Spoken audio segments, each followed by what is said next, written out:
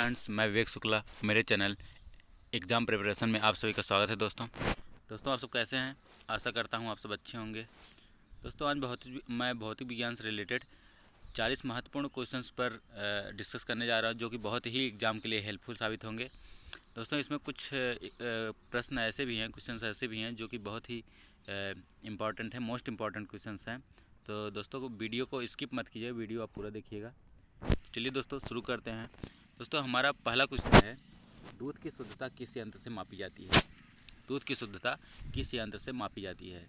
तो दूध की जो शुद्धता है वो लैक्टोमीटर से, जो यंत्र है लैक्टोमीटर, इस लैक्टोमीटर से ही दूध की शुद्धता को मापा जाता है कि दूध कितना शुद्ध है या अशुद्ध है।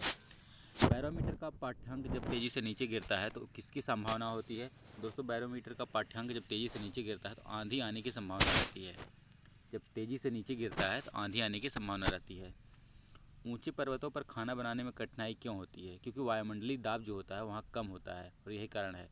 वायुमंडलीय दाब कम होने के कारण ये ऊंचे पर्वतों पर खाना बनाने में कठिनाई होती है। अगला क्वेश्चन है दोस्तों, दाब का एसआई मात्रक क्या है? तो दाब का एसआई मात्रक होता है पास्कल। दाब का एसआई मात्रक पास्कल होता है। पृथ्वी की सतह से ऊपर जाने पर वायुमंडलीय दाब क्या होता है? तो वो कम होता है। पृथ्वी की सतह से जितना ऊपर जाएंगे, यानी पहाड़ों पर चढ़ेंगे, तो वायुमंडलीय दाब जो होता है वो कम होता जाता है, और यही कारण है पृथ्वी की सतह से ऊपर जाने पर वायुमंडलीय दाब कम हो जाता है। अगला क्वेश्चन है दोस्तों, विद्युत ऊर्जा को प्रकाश ऊर्जा में कौन परिवर्तित करता है? तो ट्यूबलाइट। विद्युत ऊर्जा को प्रकाश ऊर्जा में ट्यूबलाइट परिवर्तित करता है। अगला क्वेश्चन है, बल का एसआई मात्रक क्या है? तो बल का एसआई मात्रक होता है न्यूटन। बल का एसआई मात्रक होता है न्यूटन। अगला क्वेश्चन है, विद्युत धारा का एसआई मात्रक क्या है? तो विद्युत धारा का एसआई मात्रक एम्पियर है। विद्युत धारा का एसआई मात्रक एम्पियर होता है। ज्योति तीव्रता का एसआई मात्रक क्या है? तो कैंडेला, सीडी, इसका कैंडेला होता है एसआई मात्रक।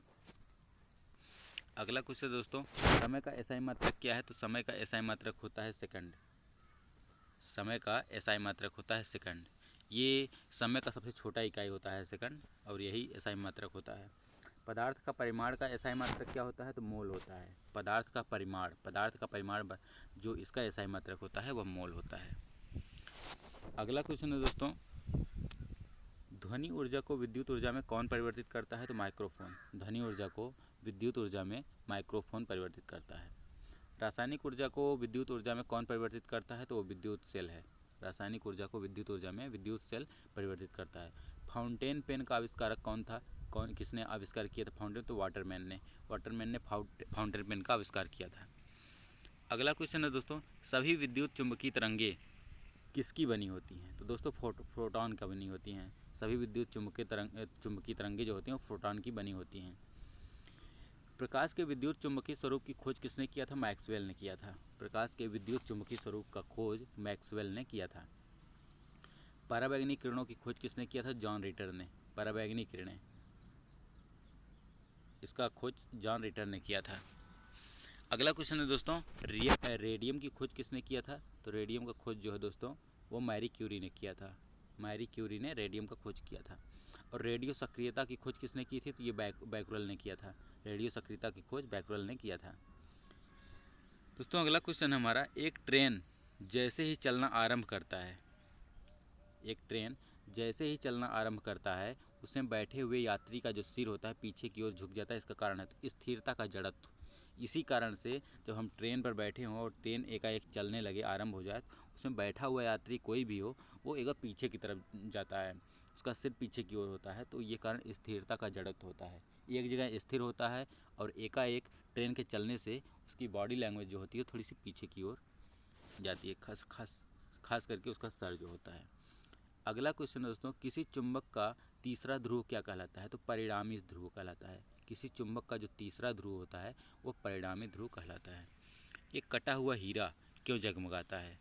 एक कटा हुआ हीरा, तो पूर्ण आंतरिक परावर्तन के कारण। एक कटा हुआ हीरा जो होता है वह पूर्ण आंतरिक परावर्तन के कारण जगमगाता है। दोस्तों अगला क्वेश्चन है, आकाश में नीला रंग प्रकट होना प्रकाश की कौन सी परिघटना है? तो प्रकीर्णन।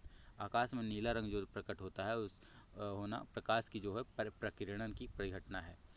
फेदोमीटर का उपयोग किसे मापने के लिए किया जाता है? तो समुद्र की गहराई नापने के लिए फेदोमीटर का प्रयोग करते हैं। कौन सा बल एक क्षयकारी बल है?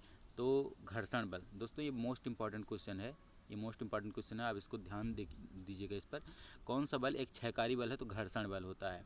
नाभिकीय रिएक्टरों में किसके द्वारा ऊर्जा उत्पन्न होती है? तो नियंत्रित विखंडन, नियंत्रित विखंडन की वजह से द्वारा ऊर्जा उत्पन्न होती है। ये भी इंपॉर्टेंट क्वेश्चन है दोस्तों। अगला क्वेश्चन है दोस्तों,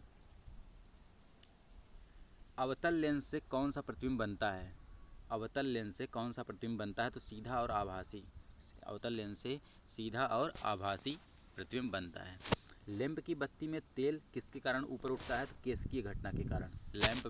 हम लैंप में तेल डालते हैं और जब बत्ती को जलाते हैं तो तेल नीचे रहता है, उस जलते वक्त उसका जो तेल होता है कुछ समय बाद पूरी तरह से सूख जाता है। वो कारण ये है कि वो पूरी तरह से ऊपर की तरफ आता है और इसी वजह से लैंप जो बत्ती होती है इसी कारण ऊपर उठता है, केसकीय घटना के कारण। यदि मैक संख्या 5 से अधिक है तो ध्वनि की चाल क्या कहलाती है? यदि मैक संख्या 5 से अधिक है तो ध्वनि की चाल अति पराध्वनिक, अति पराध्वनिक, हाइपरसोनिक, अति पराध्वनिक कहलाती है या हाइपरसोनिक कहलाती है। लोहे में ध्वनि की चाल जो होती है 5130 मीटर प्रति सेकंड होती है। लोहे में ध्वनि की चाल 5130 मीटर प्रति सेकंड होती है दोस्तों। इसे यह भी बहुत ही मोस्ट इंपॉर्टेंट क्वेश्चन है, आप इस पर ध्यान दीजिएगा। समुद्र की गहराई का पता लगाने के लिए किस तरंग का इस्तेमाल किया जाता है? किस तरंग का? तो पराश्रव्य तरंग का, अल्ट्रासोनिक वेव्स। समुद्र की गहराई का पता लगाने के लिए पराश्रव्य तरंग यानी अल्ट्रासोनिक वेव्स का इस्तेमाल किया जाता है।